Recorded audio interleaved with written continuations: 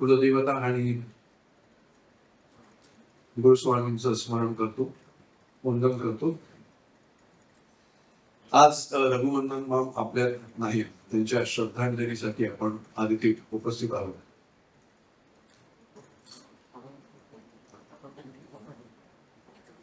अगदी थोडक्यात मला भावलेले रघुवंदन माम म्हणायचं असेल तर एक निर्मळ, साधस, प्रेमळ व्यक्तिमत्व, ज्याच्यात एक सटल विनोदाची झालर आहे, ज्याच्यात सतत एक निरागस बालकाचं आपल्याला प्रचिती येते. माझी आणि त्यांची वैयक्तिक ओळख अशी फार जुनी नाही, 8-10 वर्षातलीच. पण नॅचरल आईस्क्रीम मात्र त्यांची पहिली बांद्र्यामधली शाखा जेव्हा झाली, कारण 30 वर्ष झाली असतील, तेव्हापासूनच आहे. आणि त्याच्यानंतर मला नॅचरल आईस्क्रीमला माझ्या घरात दुसरा पर्यायच नाहीये. रघुवंदन माम हे नॅचरल आईस्क्रीमचे मला नंतर जेव्हा ओळख झाली, मी खरंच धन्य झालो. तर अशा प्रकारचा ब्रँड ज्यांनी तयार केला, त्यांची माझी प्रत्यक्ष ओळख झाली. त्याचे तर दातृत्व आपल्या सगळ्यांना माहिती आहे.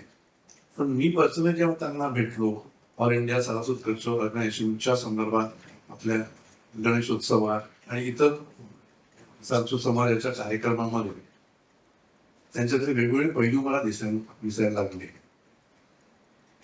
एकदा मी त्याच्या घरी गेलो होतो पहिल्यांदा, त्यावेळेच्या मला आठवण ही नक्कीच सांगायची गरज वाटते इथे, कारण त्याचे ते नवीन पैलू मला कळले. काहीतरी कामासाठी तिथे गेलो होतो आणि खूप गप्पा झाल्या.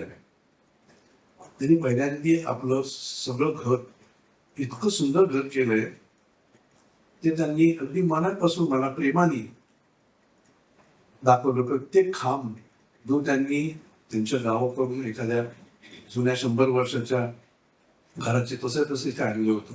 इतकं प्रेम होतं त्यांना त्या वस्तूचं, इतकं सुंदर आहे ते. परशुदारात तुळशी वृंदावन अत्यंत प्रसन्न. आपली संस्कृती जपायला त्यांना किती आवडायचं हे मला बघून खरंच आश्चर्य वाटतं. मुंबईमध्ये असून सुद्धा आपली ही संस्कृती जपणे किती अवघड आहे, पण रघुवंदन माम ते विसरले नाहीत.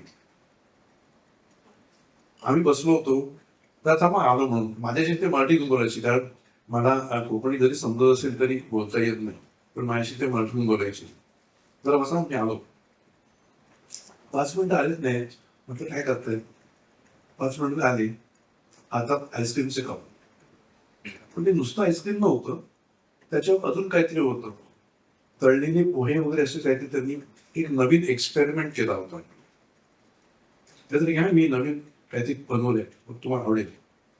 इतक्या आनंदाने सांगितलं. आणि खरंच ते जे काय होतं ते आईस्क्रीम प्लस फार सुंदर होतं. आजही वाटतं की जो माणूस इनोव्हेटिव्ह असतो त्याच्यात एक निरागस बालक असण्याची जरूर असते, कारण बालकात कुतूहल असतं.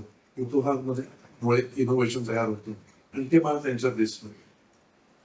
तिसरी गोष्ट जी मला जाणवली, जो त्यांच्यातला हलका फुलका आणि एक सटल विनोद. सरस्वत चेंबरच्या वतीने आम्ही त्यांना आपल्या द्वारका भवन हॉलमध्ये त्यांच्याशी गप्पा मारण्यासाठी बोलवलं होतं 2 वर्षापूर्वी. त्यावेळेला त्यांच्याशी गप्पा मारल्या, खरं दिसण्यात त्यांचं एकंदरीत सिरियस वाटायचे, पण त्यांच्यात एक सटल विनोद होता की त्यावेळेला जाणवलं. असे विविध पैलू बघितल्यावर हे नक्की आपल्याशी शेअर करण्याची मला गरज वाटली, कारण शेवटी आपली श्रद्धांजली त्यांच्या स्मृतीला उजळा देण्याची जरूर असते. खूप काय काय शिकतो आपण त्याच्यातून, आणि याच्यातून प्रत्येकाला एक मार्गदर्शक मिळतं.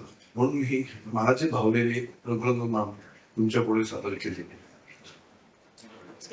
हा वियोगाचं दुःख सहन करण्याची शक्ती त्यांच्या कुटुंबियांना मिळो आणि त्यांच्या आत्म्यास सद्गती लाभो ही मी ईश्वर चरणी प्रार्थना करतो.